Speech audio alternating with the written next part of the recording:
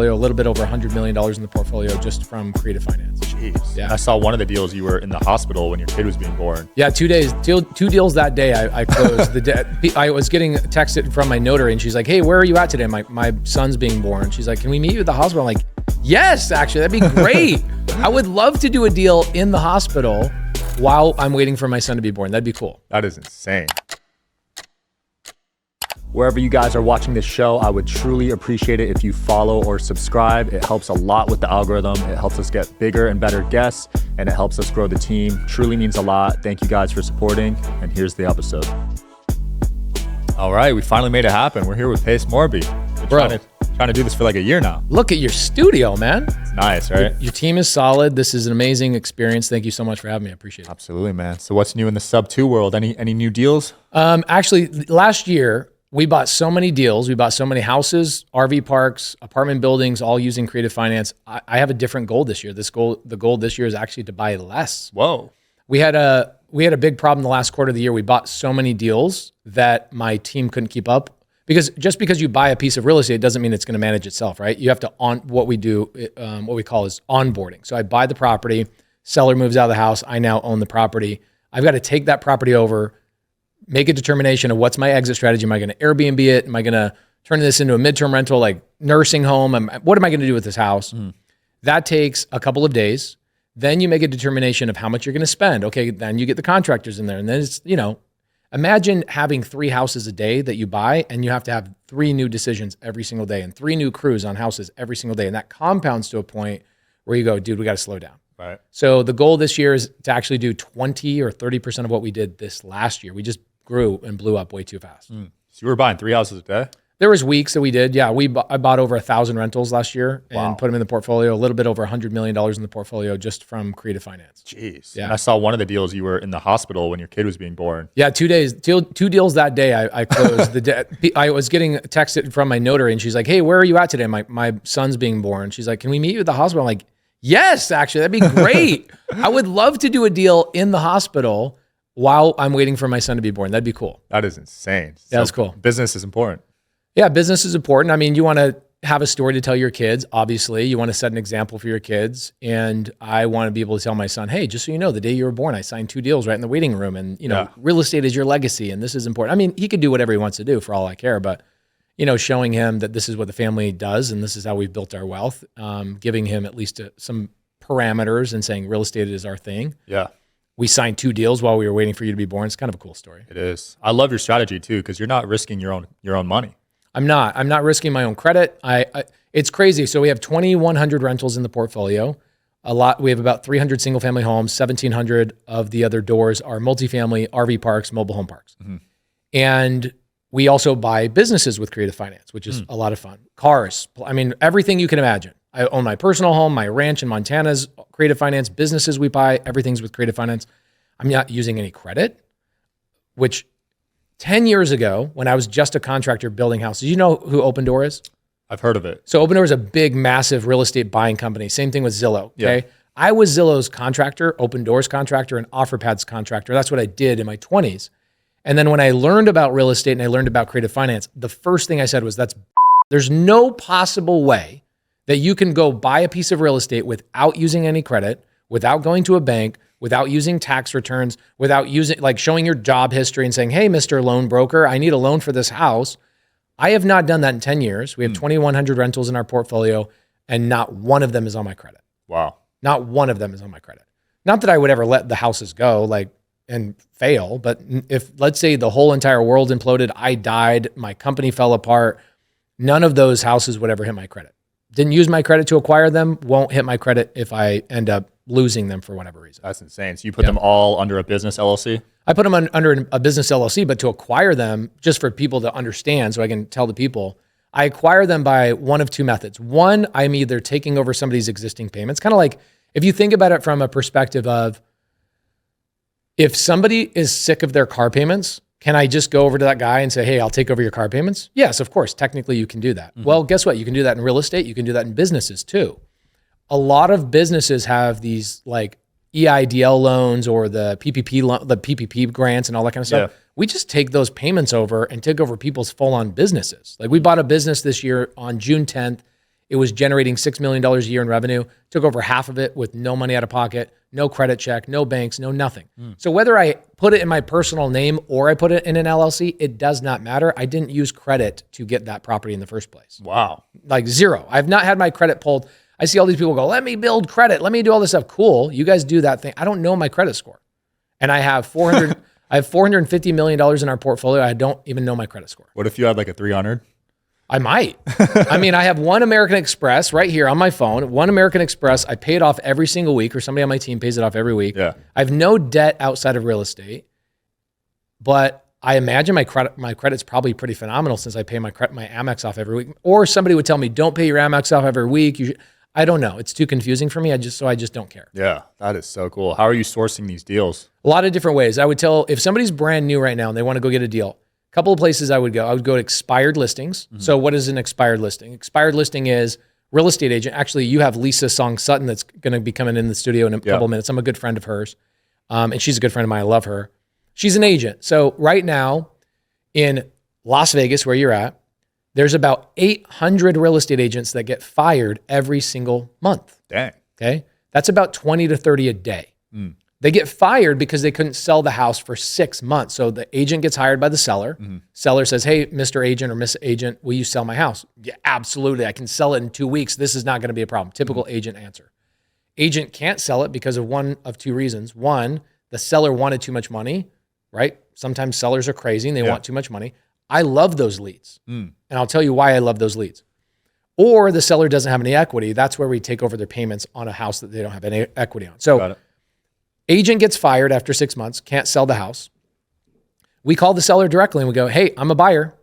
If you will let me make payments to you, I'll pay whatever your price is. Seller says, well, I had it listed for 400 and we were getting offers at 320. I don't want to sell my house at 320. Great.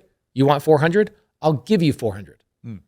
But I want to do a $0 down deal and I pay you 3% interest and I give you a monthly payment and you become the bank on this deal. So the way I explain it to people is let's say I want to sell my phone. Yeah. What do you say? What do you think this iPhone 15 is worth? $1,000. $1,000. Okay. So I want to sell this iPhone 15 on the market. What's the market? Craigslist, let's say, right? I put it on Craigslist. Am I going to get $1,000 or will I get like $890 or $910 or $950? Yeah. Somebody will lowball me, right? So if I go to the seller that's selling that and I go, hey, I'll pay you $1,100 for that iPhone.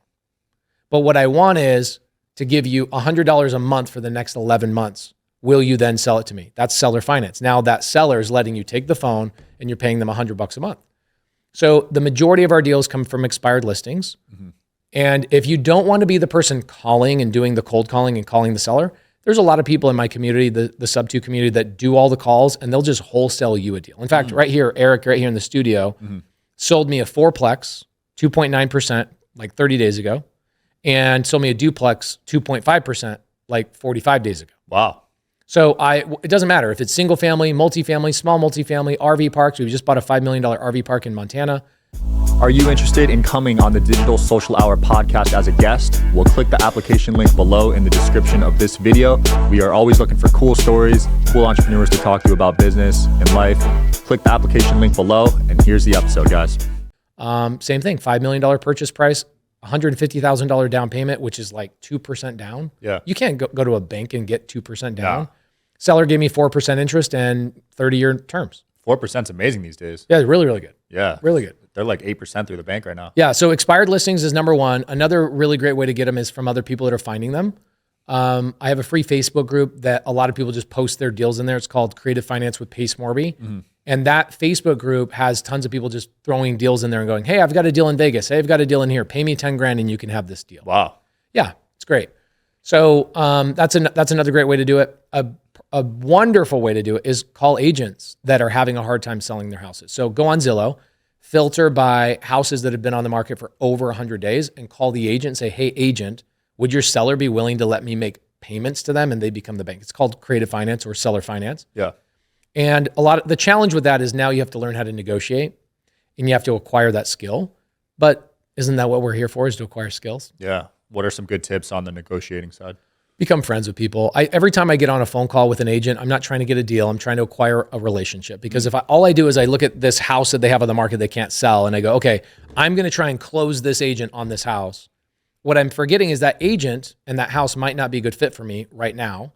The seller might not want to let me take over payments. The seller might not want to give me seller finance, but the agent's going to go get another deal 2 months later, or 2 weeks later, and 2 years later. Right. I want to build a relationship with that agent.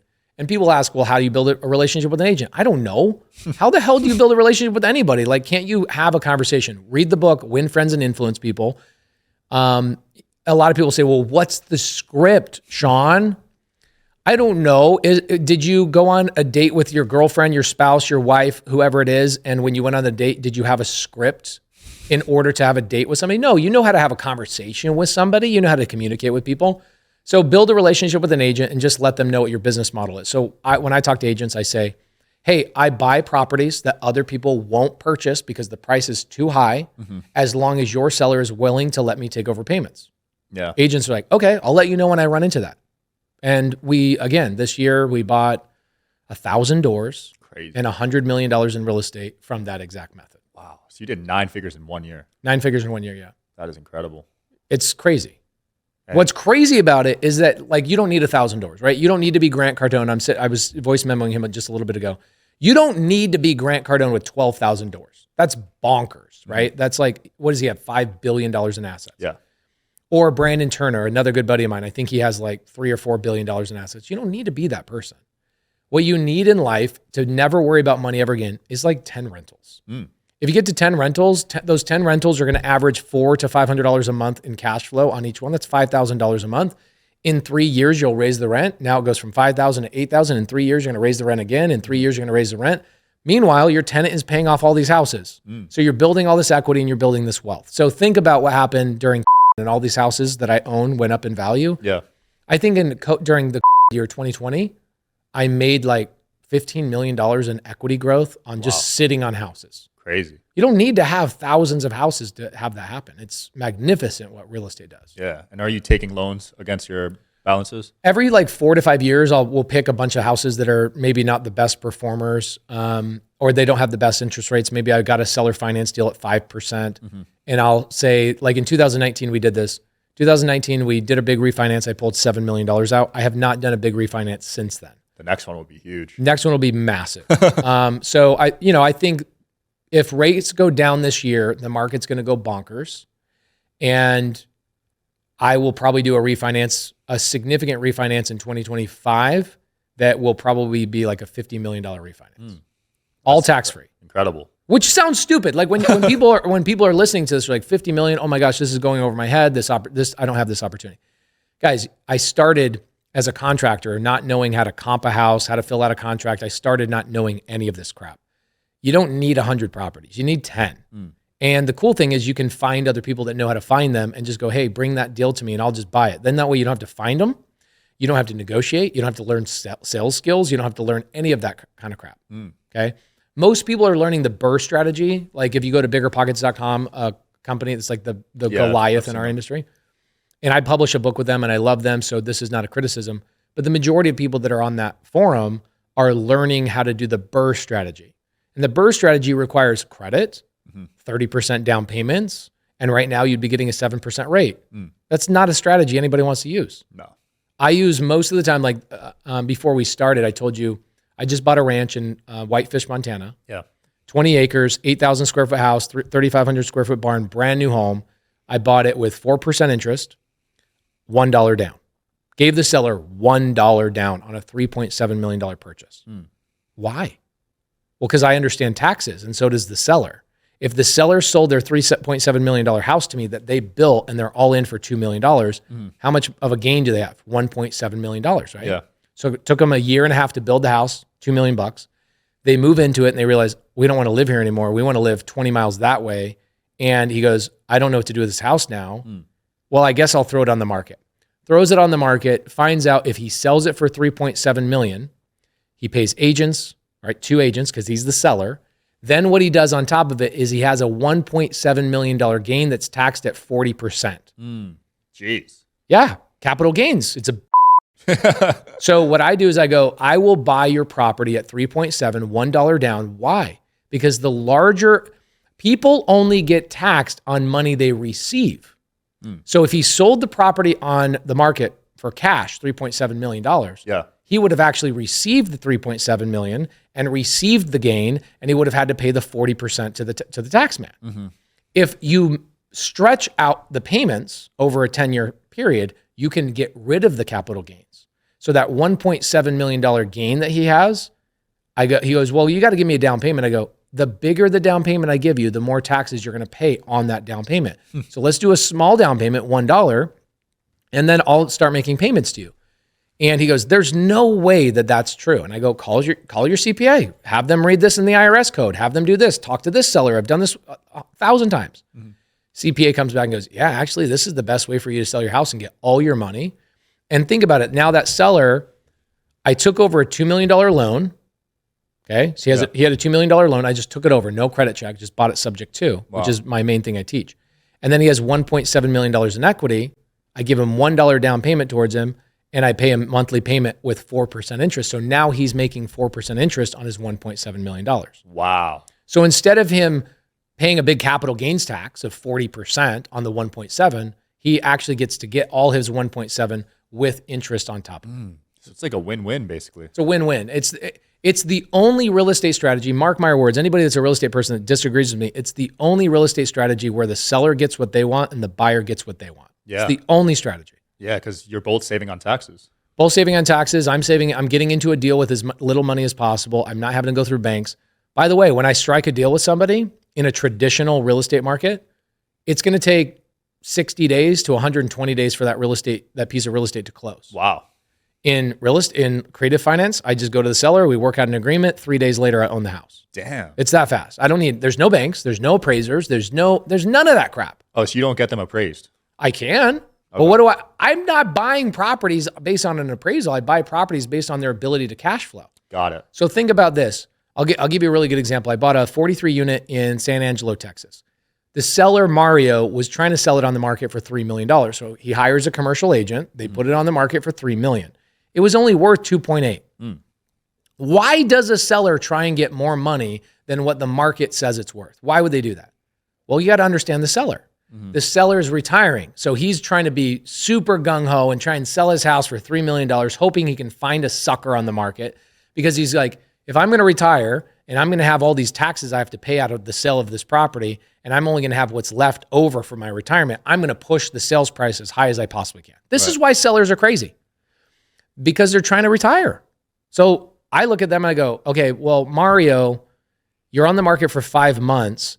The property is obviously not worth $3 million. So all the traditional knuckleheads that use banks to go get deals done, they're looking at it and go, I can't pay $3 million. I'll pay you 2.6. He goes, I can't do 2.6 because I'm going to retire. And after I get my 2.6, I'll pay taxes. And basically I'm going to walk away with 2.1. That's $500,000 it's going to take out of my retirement. So he fires his agent after 6 months.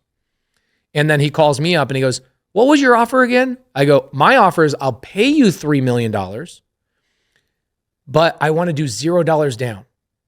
And I talked to him about the taxes. The less money you take down, the less money you're going to pay in taxes. He goes, okay, well, what about when do I get my $3 million? I go, Mario, what are you trying to do? He goes, I'm trying to retire. I go, well, how much do you need to retire? He goes, I need like $10,000 a month to retire. I go, perfect. I'll pay you $11,000 a month, every single month, until you die. And then when you die, I'll pay your kids $10,000 a month until the whole entire loan's paid off. And he goes, wow. Yeah. And he goes, okay.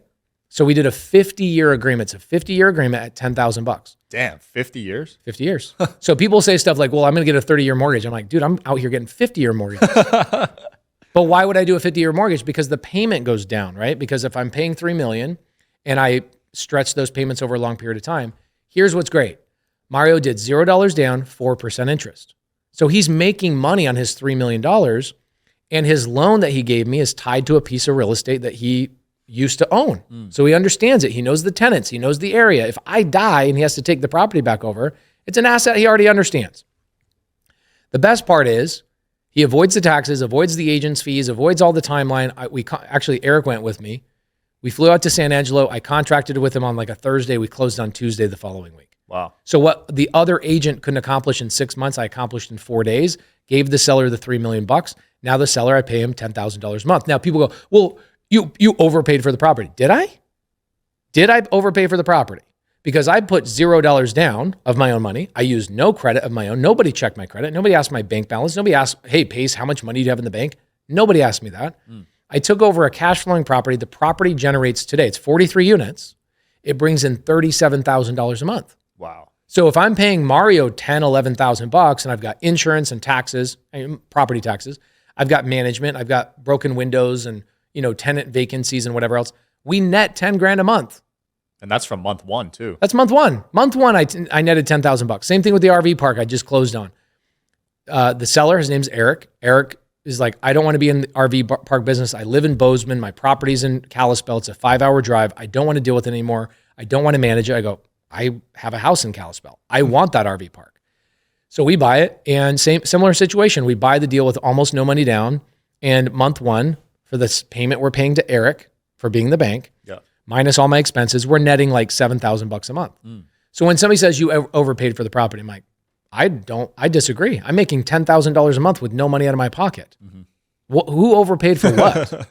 You know what I'm saying? Yeah. So when I was a contractor and I thought about the traditional world, I was like, I have to save up money. I have to get my credit right. I have to, get these banks and build these relationships with banks. I don't know a single bank person. I don't have a banker. I don't go into banks to get loans. Nothing. My $3 million house I live in, my ranch, $3.7 million, my businesses, all same thing. My my commercial building that we office out of, every single thing I acquire is with Creative Finance. Escalade. We bought a 2022 Escalade. How much did we put down on that Escalade? Do you remember? $0 down. I just bought a car 2 days ago. How much did you put down? You don't want to know. Yeah. So 2022 Escalade, decked out, $150,000 Escalade. A guy goes, my wife doesn't want it. She wants the Denali. I go, how much are your payments? He goes, they're $1,500. I've got a 2% rate on it. I go, I'll take over the payments. He goes, wow. You'll take over the payments? I go, yeah. We had to have somebody drive it from North Carolina, but that was my only expense, is driving it across the country. For nothing down for that car? That's amazing. Yeah, it's amazing.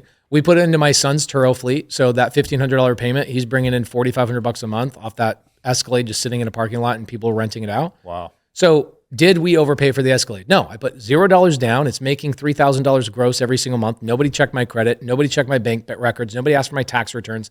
None of that crap that I thought I needed to buy business, buy real estate, buy cars is ever needed ever again. Insane. You're able to get cash flowing assets with no money down. No money down. It's the best strategy ever. When I first heard about this stuff, I was like, it's such there's no possible way that's not a scam. No possible way. So what I did is about 3 years ago, I had so many people like, that's in fact, we made a post about the Montana ranch I just closed. 210 Kaufman Lane, Kalispell, Montana. Go look that up. It is real. Go look it up. It's public record. When I give you an address, it's public record. So 3 years ago, I had so many people like, there's no way you're doing this. So I built a YouTube channel and I said, every time we buy a piece of real estate, let's go visit the piece of real estate and let's give the settlement statement, like the proof of documents that get recorded on public record. Let's give it in the show notes on the YouTube channel, and let's call the channel The Real Deal. And we've done that for 3 years. Now we have 2,400 videos and we record all these big assets that we buy and we go, here's the proof, here's the paperwork, here's the thing, here's da-da-da-da. And more importantly, I think you've communicated with some of my students like Carolyn and Myron. Yep. When they met me 24 months ago, they had 0 properties. They'd never done a deal. A year and a half later, they have 110 properties. Damn. A year and a half later, 110 properties. How many of those doors did they use credit, credentials, or their own cash? 0. That is insane. It's insane. Just a year too. That's $50K a month. No, it's 24 months. Oh, 2 years. Still, that's $50K profit a month. Most people will go their whole life going, how do I get 5 rentals to supplement my income? These two were like, we were reading books, we were going to seminars, we were doing all this stuff. It wasn't until they learned creative finance, like, wait, hold on, we have no limitation on how many we can buy and when we can buy and what we can buy. We have no limitation. The limitation is the ability for you to go out and find the deal. Right. And it's just like anything else. Like you want to go meet, like Sean, you've had a kick-ass podcast. You want to go get the guest you want. Guess what? You're going to have to make a phone call, a text message. You're going to follow up. You're going to have to schedule. You're going to do all that stuff. Yeah. How is that any different than going out and finding a piece of real estate? It's not. It's not. So people, me being one of them, I romanticized this real estate world as if it was this mystical land that I'll never be able to play in. And then once somebody else, I had a lady, this was the lady that changed my life. I had a lady named Eileen Brown that had been in the business for 51 years. And she's the one that was like, why are you a contractor? Why are you doing this? Why are you doing that? I don't know. And she whiteboarded what creative finance was for me. And I was like, wait, you're telling me that this is not all those radio ads I heard for these like seminar things. She goes, no, I'm telling you, I'm the one that does all the paperwork for these transactions for 51 years. I'm the owner of the title company. I'm telling you, these are legit. Here's an attorney. Here's a person. Go ask these people. Go talk to the person that wrote the Dodd-Frank Act. Go ask. I did my research, and 30 days later, I'm like, what the freak? How does not everybody on the planet know how to do this? Wow, so this has been around. It's been around for a long time, yeah. I didn't know that. I thought it was a newer thing. No, I mean, you know the company DuPont, like big, massive company, billion dollar company. They invented nylons. They owned half of GM for a long time until like the anti-trust act came along and like broke them up. DuPont is like top 5 wealthiest families in the world. They use creative finance the entire duration of the 300-year history of their business. Wow. I have a deed. This is one of the coolest things one of my students gave me. I have a deed. A deed is like the receipt of real estate. So like if I wanted to give you a piece of my real estate, it's a 1-page document called a deed. I sign off on it. I hand it to you. You now own it. It's kind of the same thing with a car title. Yeah. Right? You sign off on it. You hand me the title. I own the car now. It's that simple. Like transferring real estate is truly that easy. Just 1-page document. I have a deed. It's the original deed. You know, Sam Adams, one of the founders of our freaking country, right? Sam Adams' wife, after Sam Adams died, she sold 162 acres on seller finance to somebody in the army that worked underneath General Washington. I have the original parchment. Wow. It's 300 years old. That's sick. It's insanity. So when people are like, oh, this has been around a long time, I'm like, our founding fathers have been using this. That's so cool. But you know, you get to a point where you meet richer people, more wealthy people. They move differently. They talk differently. They do things differently. Every single piece of multifamily real estate that you walk around, you see these big multifamily things, people are doing seller finance on the land. People are doing seller finance on the lumber. They're getting terms on the lumber. Like, give me the lumber today, I'll pay you in a year. That's seller finance. Yeah. I'll pay you. So like one of the biggest developments I ever did, I had a 50 house development in Arizona, and the seller gave me the land, 50 acres. He gave me every acre he wanted to sell for $15,000 cash. He's like, I want cash. I go, I'll give you $16,000, but I'll pay you the $16,000 after I build the house and I find my buyer, and my buyer comes to the table and pays the house and all the stuff. I'll pay you 16 grand. Then he's like, oh, so I'll make an extra 50 grand if I just wait like 8 months. I go, yeah. So he seller financed the land. I didn't put any money down. I didn't have any payments. And I paid him all of his 16,000 times 50 when we sold all the lots. Wow. You can do it with land. You can do it with multifamily. You can do it with business. I look at everybody that's running around doing traditional things with cash, and I'm like, how are you guys acquiring anything? Yeah. It takes so much money, so much effort, credit, all this stuff. Bank telling you can and cannot do something. Oh, well, you have a blemish on your credit from 6 years ago. Sorry, we got to have a letter understanding why you did that. Bro, I haven't had to deal with that ever in my life. That's amazing. And this is what they teach everyone too. So people get upset when they don't qualify, but they can just use other methods like this. Yeah, they use other methods. You can go to I'll tell you how easy this is. Go to landwatch.com. I don't own the website, but landwatch.com is a really good indicator of how easy this is. Go to landwatch.com, go down to the category, click on owner financing, and you'll see there's 13,000 active listings right now just on land, acreage, RV parks, mobile home parks, lodges, all sorts of stuff on landwatch.com. You go to Crexi, Crexi, Crexi.com. You click on owner finance. You want a car wash? You want a laundromat? You want a post office box? What do you want? You'll find it on Crexi on seller finance. Wow. It's there right now. This is being done. It's just that people aren't freaking talking about it. It's like the 1% wealthy people know this little trick. Yeah, because you can accumulate wealth way faster Too fast. Last year it was too fast for me. I bought too much real estate. I have to slow down. Now, if Uncle G, Grant Cardone was in here, he's like, oh, 10X it, 10X it. I'm like, bro, here's what I'm going to 10X this year. I'm going to 10X my team and 10X my skills and 10X my management style, because we have too many properties right now that I'm like, we're going through and onboarding and getting them into the portfolio. Yeah. Because you don't magically buy the property and then it's in your portfolio and you got a tenant there. It takes a couple of months. Right. And so when you have 100 of them sitting there and you have payments on 100 properties, you bought them too fast. Absolutely. So that was a problem I had this year. Yeah. Speaking of Grant, you taught this method to him. It was really fun watching that video. Has he done any of this yet? have reached out to me. I locked up a couple of contracts and I sent it over to Ryan Secco on their team. And they're like, we're going to keep focusing on what we're focusing on, which I respect, right? It's like telling Dairy Queen, hey, Dairy Queen, you guys should be adding a different ice cream flavor because Baskin Robbins crushes it on this flavor. They're like, dude, we're not going to emulate them. We're going to have our own niche. Yeah. But that was a fun episode. That was, man. You blew his mind. I did, yeah. I saw his eyes. They were excited, man. What that also highlights to me is that there's so many different ways to succeed in real estate. That somebody who's a billionaire, Grant has way more money than me. He's 25 years older than me. I told this to Eric today on the flight here. I said, I will surpass Grant before I will beat Grant's wealth before Grant's age. I'm at 40, he's 65. I got plenty of time. Yeah. If I just sit on the real estate I own right now for 15 years, I'll surpass Grant by the time I'm 55. I'll become a billionaire just by sitting on the real estate. Wow. And, it'll double. All my real estate will double in the next 15 years. Right. So all I have to do is sit on it.